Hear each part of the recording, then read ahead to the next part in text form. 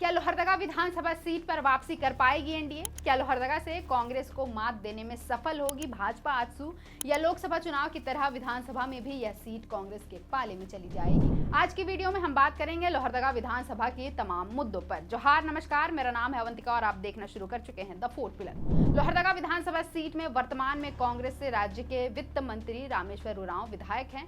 Sitting विधायक होने के नाते इस बार भी रामेश्वर उरांव के चुनावी मैदान में उतरने की अधिक संभावना है, लेकिन लोहरदगा सीट से कांग्रेस का टिकट पाने वाले दावेदारों की लंबी कतार है। कांग्रेस से टिकट पाने के लिए लगभग दर्जन भर लोग दावेदारी कर रहे हैं, जिसमें विधायक रामेश्वर उरांव के अलावा लोहरदगा जिला अध्यक्ष सुखेर भगत, पार्टी के नेता और पेशरार प्रखंड के पूर्व जिला परिषद सदस्य विनोद सिंह खिरवार, कांग्रेस नेता जगदीप भगत, प्रभात भगत, लोहरदगा जिला परिषद की वर्तमान अध्यक्ष रीना कुमारी भगत, रांची की पूर्व मेयर रमा खलखो, सांसद सुखदेव भगत के पुत्र अभिनव सिद्धार्थ, लोहरदगा जिला युवा कांग्रेस के अध्यक्ष विशाल डुंगडुंग और पूर्व आईएएस अधिकारी दिलीप कुमार टोप्पो के नाम शामिल है। हालांकि हम अपने सीरीज में आपके साथ वैसी सीटों की चर्चा कर रहे हैं जहां 2019 के चुनाव में आजसू और भाजपा अगर एक साथ चुनावी मैदान में होते तो नतीजे कुछ और भी हो सकते थे। अब 2024 में भाजपा आजसू के साथ मिलकर चुनाव लड़ने वाली है, तो झारखंड के कई सीटों पर इस बार स्थितियां बदलने के आसार हैं। इससे पहले हम आपके साथ 4 सीटों के बारे में चर्चा कर चुके हैं। इसी सीरीज में आगे बढ़ते हुए हम आज बात करेंगे लोहरदगा विधानसभा सीट की।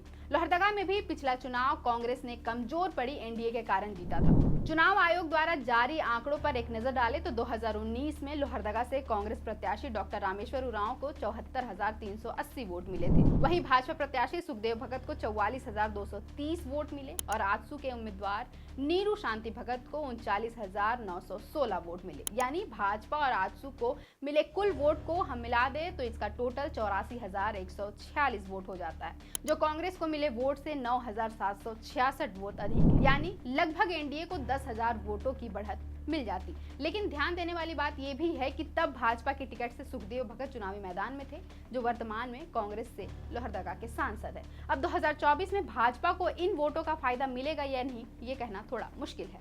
लोहरदगा में 2005 से लेकर अब तक भाजपा अपना खाता नहीं खोल पाई है। ये सीट एनडीए की झोली में गठबंधन के तहत ही आई। लोहरदगा सीट के इतिहास पर एक नजर डालें तो 2005 में यहां से सुखदेव भगत कांग्रेस के टिकट से जीते। 2009 में आजसू से कमल किशोर भगत जीते। कमल किशोर भगत ने कांग्रेस के सुखदेव भगत को मात दी थी। 2014 के विधानसभा चुनाव में कमल किशोर भगत ने आजसू से अपनी जीत दोहराई। कमल किशोर भगत ने दूसरी बार सुखदेव भगत को हराया। 2019 के चुनाव में सुखदेव भगत भाजपा के टिकट से उतरे, लेकिन इस बार भी उनके हाथ हार लगी। सुखदेव भगत ने लोहरदगा में हार की हैट्रिक लगा दी। कांग्रेस के टिकट से उतरे रामेश्वर उरांव 74,380 वोटों के साथ विजयी हुए।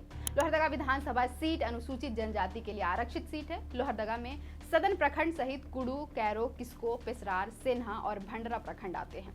लोहरदगा जिला बॉक्साइट के लिए विख्यात है। लोहरदगा में लंबे समय से बॉक्साइट कारखाना लगाने की मांग की जा रही है।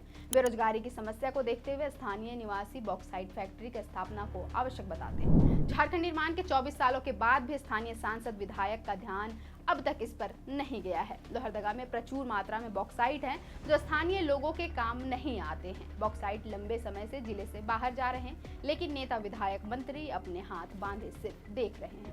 जिले के 70% लोग कृषि पर निर्भर करते हैं। सिंचाई के लिए खेतों में पानी भी मुद्दा है।